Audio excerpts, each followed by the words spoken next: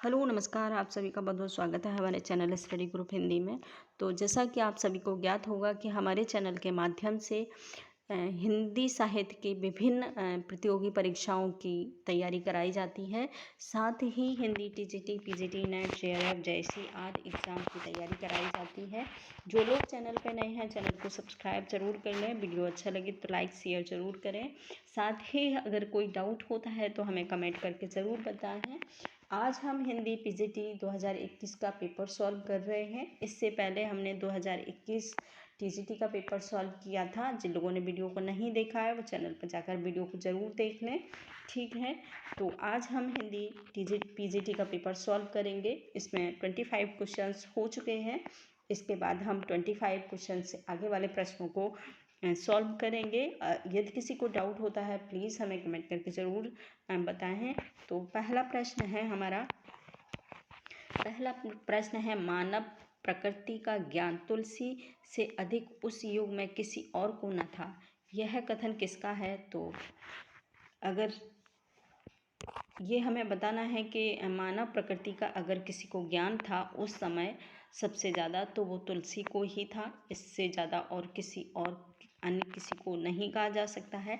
तो ये कथन हमको बताना है। तो ऑप्शन है हमारे रामचंद्र शुक्ल, हजारी प्रसाद द्विवेदी और रामविलास शर्मा, विश्वनाथ त्रिपाठी, ठीक है। तो आंसर हो जाएगा 2।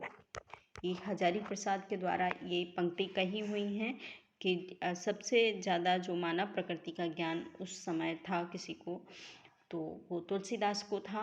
वैसे तो तुलसीदास के विषय में कहा जाए कि रामचंद्र ने सबसे ज़्यादा इनकी प्रशंसा की है, लेकिन फिर भी कुछ पंक्तियाँ होती हैं जो हजारी प्रसाद भी उनके साथ उनके सहयोग करते हैं। तो वैसा ही यहाँ पर हुआ है। इसमें हजारी प्रसाद ने तुलसी के लिए ये शब्द बोले हैं। तो इस चीज़ को आप लोग स्टार लगा के याद रख लें कि ये हजारी प्रसाद का कथन है। इसके बाद नेक्स्ट दूसरा प्रश्न है निम्नलिखित उपन्यास में कौन उनके लेखकों को सम्मिलित नहीं करता है? तो हमें लेखक बताना है निम्न उपन्यासों के। तो झीनी झीनी बीनी चंदनिया अब्दुल बिस्मिल्लाह की है।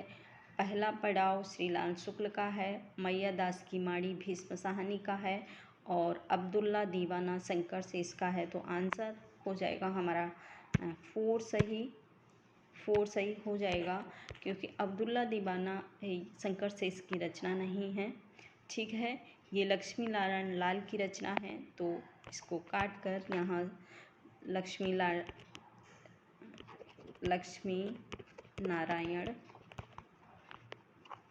लाल, ठीक है, का ये नाटक है। ये और याद रखें कि ये लक्ष्मी नारायण लाल का जो ये अब्दुल्ला दीवाना ये नाटक है, उपन्यास नहीं है। तो इसके साथ ही नेक्स्ट दूसरा है।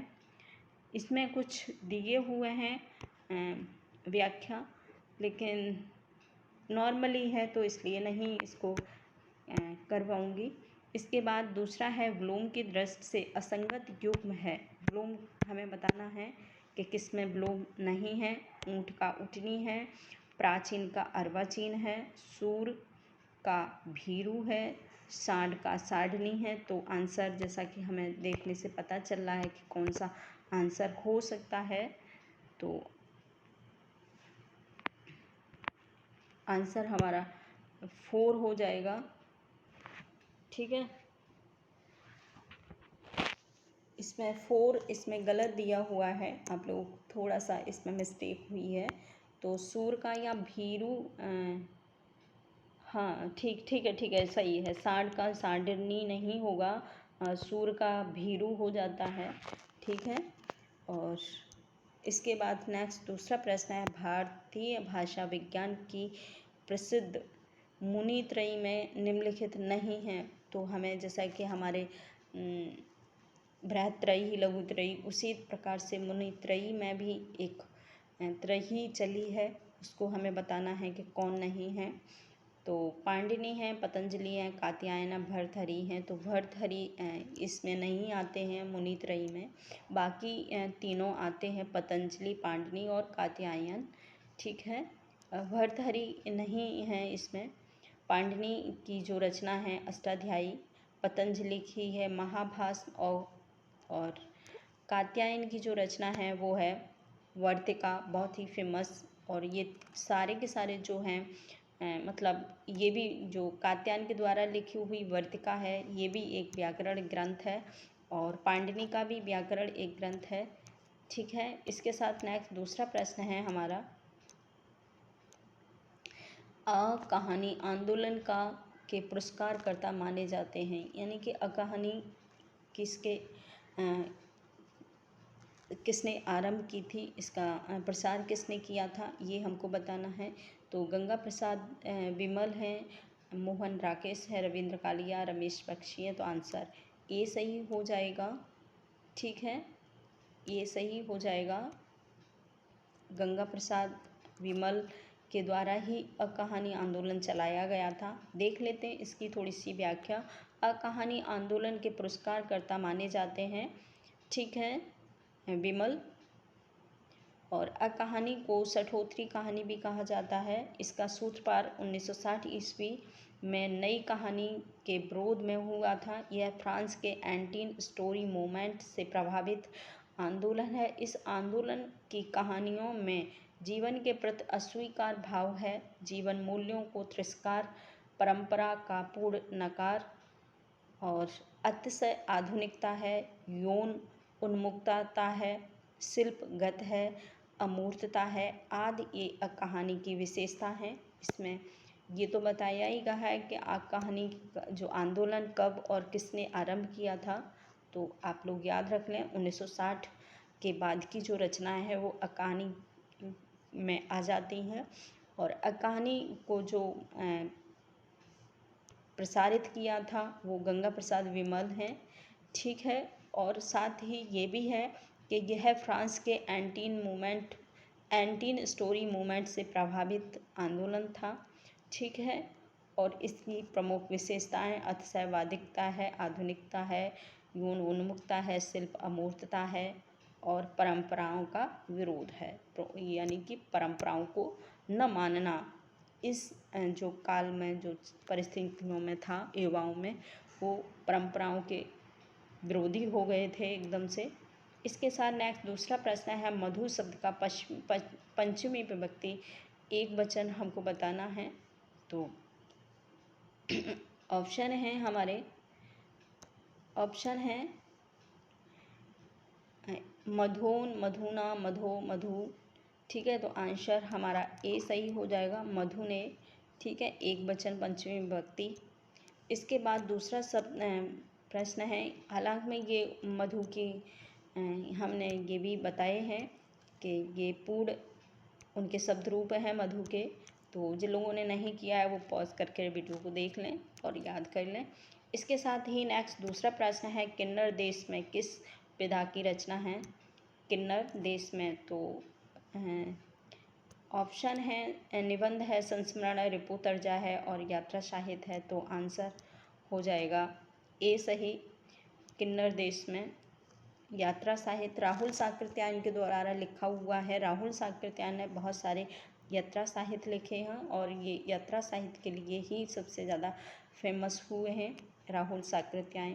तो उनका ये किन्नर देश में उन्हीं के द्वारा लिखा हुआ एक यात्रा साहित्य है, ठीक है। और देख लेते हैं इसकी व्याख्या है, किन्नर देश में यात्रा वृतांत विधा की रचना है। इसके लेखक राहुल साकृत्यायन ने चीन में क्या देखा, ये एक उन्हीं की है, मेरी लद्दाख यात्रा, मेरी तिब्बत यात्रा, मेरे तिब्बत में 7.25 वर्ष और रूस में 25 मास, विश्व की रूपरेखा आदि इनके अन्य यात्रा वृतांत या यात्रा साहित्य हैं, ठीक है।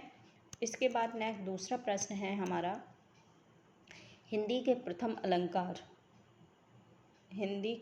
अलंकार निरूपक आचार्य हैं। तो अलंकार निरूपक हमें आचार्य बताने हैं और वो भी प्रथम हिंदी के बताने हैं, संस्कृत के नहीं, याद रखना।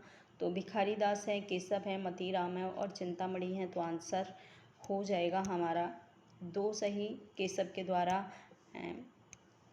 को ही अलंकार का प्रमुख कवि माना जाता है और केशव अलंकार वादी एक लेखक माने गए हैं। इन्होंने अलंकार के विषय में लिखा है। भूषण बिन्ना बिराजिए कविता वनिता मित। तो ये पंक्तियाँ ज़रूर याद रखें, बहुत बार आती हैं एग्ज़ाम में। इसके बाद नेक्स्ट दूसरा प्रश्न है हमारा, निम्नलिखित में से अव्ययी भाव समास का उदाहरण है। अव्ययी भाव हमने पहले भी बताया था। अव्ययी भाव तो रातों रात होना और कपड़ छन होना, मन माना करना, ठकुर सुहाती होना। तो आंसर हो जाएगा हमारा ए सही, रातों रात। ठीक है, रातों रात ये एक अव्ययी भाव समास का प्रश्न है। ठीक, इसके साथ ही नेक्स्ट दूसरा प्रश्न है, नयनों की नीलम की घाटी, जिस रस घन से छा जाती हो वह कौंध कि जिससे अंतर की शीतलता ठंडक पाती हो। पंक्तियाँ दी हुई हैं, पंक्तियों में बताना है किस सर्ग में प्रयोग हुई हैं और किसके द्वारा लिखी हुई ये पंक्तियाँ हैं, ये बताना है। तो प्रस्तुत पंक्तियाँ कामायनी के किस सर्ग से हैं, तो यही हमको बताना है कि ये तो हमें पता चल ही गया ना कि कामायनी की हैं। तो इसके साथ ही हमको इन पंक्तियों को याद रखना है। नयनों की नीलम की घाटी, जिस रस घन से छा जाती हो वह कौंध की जिससे अंतर की शीतलता ठंडक पाती हो। तो आंसर हमारा हो जाएगा लज्जा सर्ग से है, कामायनी के लज्जा सर्ग से ली गई है। ठीक है, इसके साथ ही कामायनी में 15 सर्ग हैं और इसकी जो रचना हुई थी वो 1540 ईस्वी में मानी जाती है। ठीक है, 1540 में कामायनी की रचना हुई और ये प्रसाद के द्वारा लिखा हुआ महाकाव्य है।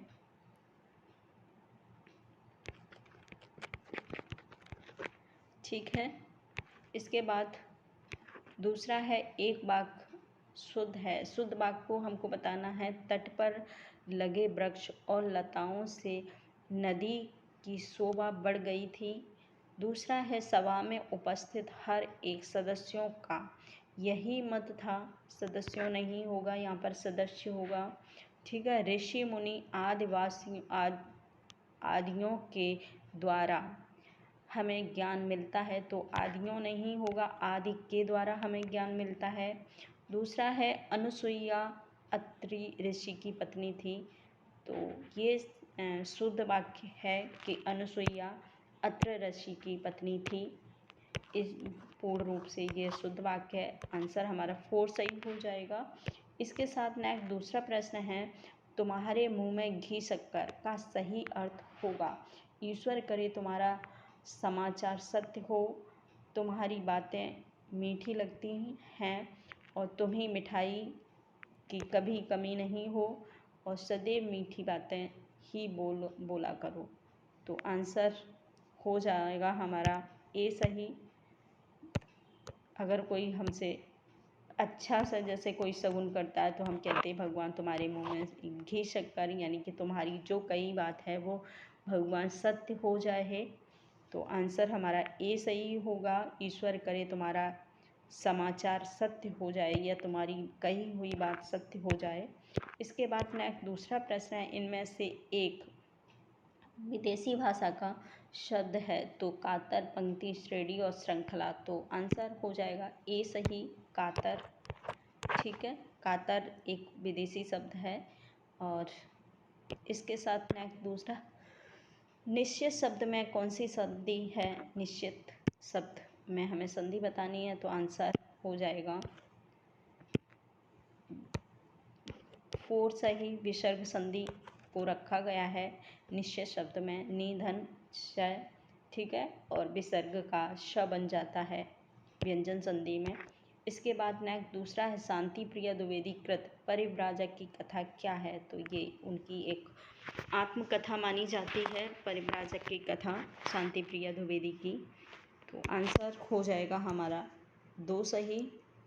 ठीक है, और देख लेते हैं शांति प्रिया द्विवेदी कृत परिव्राजक की की प्रजा एक आत्मकथा है, ठीक है। और इसका जो आरंभ हुआ, इन्होंने जो लिखा है वो 1952 ईस्वी में लिखी है। इसके बाद नेक्स्ट दूसरा प्रश्न है हमारा, जो कम खर्च करने वाला है उसके लिए एक शब्द है, अपव्ययी है, मितव्ययी है, सद्व्ययी है और कृपण है। तो आंसर हो जाएगा हमारा मितव्ययी। जो कम खर्च करता है उसके लिए हम मितव्ययी का प्रयोग करते हैं। मित व्ययी यानी कि व्यय नहीं करने वाला। इसके बाद नेक्स्ट दूसरा प्रश्न है, निम्नलिखित में से एक रचना राष्ट्रीय संस्कृति धारा की नहीं है। राष्ट्रीय संस्कृति धारा से रिलेटेड नहीं रचना है, वो हमको बताना है। तो पहला है, हम बिस्पाई जन्म के, सूत की माला, प्रभात फेरी और विसर्जन। तो आंसर इसमें थोड़ा सा डाउटफुल रहा है। इन पंक्तियों के आधार पर हम कह सकते हैं कि ये पंक्ति राष्ट्रीय काव्य धारा की जो रिलेटेड पंक्तियाँ हैं वो इनमें से किसी रचना में नहीं मिलती हैं, ठीक है। तो आंसर इसका डाउटफुल है। इसके बाद नेक्स्ट दूसरा प्रश्न देखेंगे। हालांकि में इसमें डिटेल भी दिया हुआ है और डिटेल से कुछ साबित नहीं हो रहा है क्योंकि इसमें ऑप्शन सही नहीं थे। आयोग के द्वारा दिए हुए ऑप्शन इसमें सही नहीं हैं, तो इसलिए इसमें डाउट की श्रेणी में इसे रखा है। तो इसके बाद नेक्स्ट दूसरा प्रश्न हम देखेंगे, बिहारी अकेले कवि हैं जिन्होंने ग्रामीण संस्कृति के विरुद्ध घृणा की अभिव्यक्ति की है। यह कथन किसका है? तो बताना है कि जो बिहारी हैं इन्होंने ग्रामीण परिवेश पर जो कुछ कहा है वो एक अकेले ही व्यक्ति हैं, अन्य किसी ने नहीं कहा है, तो ऐसा माना है। तो पंक्ति याद रख लें, नोट कर लें, इनको बिहारी के विषय में है, बहुत महत्वपूर्ण है, ठीक है। तो ऑप्शन है रामचंद्र शुक्ल हैं, हजारी प्रसाद हैं, डॉक्टर नागेंद्र हैं और बच्चन सिंह हैं। तो आंसर 4 सही हो जाएगा। बच्चन सिंह के द्वारा ये माना गया है, ठीक है, कि बिहारी अकेले कवि नहीं, अकेले कवि हैं जिन्होंने ग्रामीण संस्कृति के विरुद्ध घृणा की अभिव्यक्ति की है। यह कथन बच्चन सिंह का है। दूसरा है, रस सूत्र के किस व्याख्याता ने रस निष्पत्ति की प्रक्रिया की पुष्टि चित्र तुरंग न्याय के आधार पर की है। तो आंसर हो जाएगा हमारा चित्र तुरंग जो न्याय किया है वो हमारा है भट्ट शंकुक जी, ठीक है। शंकुक ने रस सूत्र में चित्र तुरंग का प्रयोग किया है रस की अभिव्यक्ति के लिए, ठीक है। इसके बाद नायक ने रस सूत्र का जो रस सूत्र है उसको दिया है, ठीक है। ऑप्शन इसके एक बार व्याख्या देख लेते हैं। रस सूत्र के व्याख्याता आचार्य शंकुक ने रस निष्पत्ति की प्रक्रिया की पुष्टि चित्त तुरंग न्याय के आधार पर की है। इनका मत है कि अनुमतिवाद है, इनका जो मत है वो अनुमतिवाद है। वहीं भट्ट लोलट उत्पत्तिवाद है, आरोपवाद भट्ट नायक का है, भुक्तिवाद भट्ट नायक का है, भोगवाद इसी का नाम है। अभिनव गुप्त के द्वारा अभिव्यक्तिवाद चलाया गया है, ठीक है। इसके साथ नेक्स्ट दूसरा प्रश्न है, निम्नलिखित में से अघोष ध्वनियाँ हैं। अघोष ध्वनियाँ हमें बतानी हैं। घोष और अघोष, अल्पप्राण, महाप्राण, ये सारी हमने एक वीडियो में दिया हुआ है ध्वनियों का विवरण पूरा। जो लोगों को अगर कहीं डाउट होता है तो वीडियो में जाकर उस वीडियो को देख लेंगे चैनल पे जाकर, तो आपको अच्छे से समझ आ जाएगा। तो इसमें है सभी वर्ग की पहली, दूसरी, ठीक है। और अघोष ध्वनियाँ हमको बताना है। तो अघोष ध्वनियाँ वो ध्वनियाँ होती हैं कि जितने भी हमारे स्पर्श व्यंजन 5 वर्गों में होते हैं, उन 5 वर्गों में पहला और दूसरा, ठीक है, ये अघोष ध्वनियों में आते हैं। जैसे का और खा अघोष ध्वनि में है, चा और छा अघोष ध्वनि में है। तो इसी आधार पर प्रत्येक वर्ग का पहला और दूसरा जो वर्ड होता है अघोष ध्वनियों में आता है। अघोष मतलब आगे, ठीक है। शघोष मतलब बाद के, ठीक है। तो ऐसे करके आप लोग याद रखेंगे, अघोष मतलब आगे के वर्ड, ठीक है। मैंने इसी आधार पर याद रखे हैं। इसके बाद नेक्स्ट दूसरा प्रश्न है, और महाप्राण हम जानते हैं कि प्रत्येक वर्ग का तीसरा और पांचवा वर्ड जो होता है वो, और दूसरा महाप्राण में आ जाता है, दूसरा और चौथा, और 1, 3, 5 अल्प प्राण में आता है। ठीक है, तो इसके साथ ही नेक्स्ट दूसरा प्रश्न है, संवत 1631 कथौ कथा हरिपद धरे शीशा। तो ये पंक्तियाँ बताना है कि 1631 किस रचना काल रहा है। तो ऑप्शन है पद्मावत का, अनुराग बांसुरी का, रामचरितमानस का और रामचरित चिंतामणि के द्वारा। ठीक है, तो आंसर हो जाएगा 3 1600। इसमें कहा है कि ये पंक्तियों में कि संवत 1631 संवत ही रामचरितमानस की उसका रचना काल है, 1631 संवत। ठीक है, इसके बाद नेक्स्ट दूसरा प्रश्न है, एक वाक्य में अपवाद कारक का प्रयोग हुआ है, किसी एक वाक्य में अपवाद के रूप में कारक के रूप में प्रयोग हुआ है, तो ये हमको बताना है। ठीक है, तो है शिकारी ने तीर से बाघ मारा, हाथी के द्वारा पेड़ ढा गया, और सत्संग से बुद्धि सुधरती है, लड़का बाजार से लौटता है। तो आंसर हो जाएगा हमारा 4 सही, लड़का बाजार से लौटता है। इसमें अपादान कारक का प्रयोग हुआ है। ठीक है, इसके बाद निशाय हिंदू उपन्यास के लेखक हैं। तो ऑप्शन है प्रताप नारायण, बालकृष्ण भट्ट, लज्जाराम और राधाचरण गोस्वामी। तो आंसर हो जाएगा 4 सही। राधाचरण गोस्वामी के द्वारा ही निशाय हिंदू नामक एक उपन्यास लिखा गया था, जिसमें इन्होंने हिंदी जो उपन्यास हैं उनका उल्लेख किया है, और निशाय हिंदू में, और इसमें गोवध, जो लोग गायों की हिंसा करते थे, उसका इसमें विरोध हुआ है। इसका रचना काल 1890 ईस्वी माना गया है। ठीक है, इसके बाद नेक्स्ट है मंगलेश डबराल की रचना कविता संग्रह है। तो मंगलेश डबराल की हमें रचना बताना है, कौन सी है। ठेले पर हिमालय है, पहाड़ पर लालटेन है, घास दुबई का आकाश है, और हरी घास छड़कर। तो आंसर हमारा सेकंड वाला सही हो जाएगा, पहाड़ पर लालटेन मंगलेश डबराल की प्रमुख रचना है। इसके बाद लास्ट प्रश्न है, भाग्य का पर्यायवाची क्या है। भाग्य का पर्यायवाची हमको बताना है, तो है प्रबुद्ध, नियत और भवितव्य और नियमित। ठीक है, ये रचना है, इसके पर्यायवाची हैं। ठीक है, तो आंसर हो जाएगा हमारा 2 सही।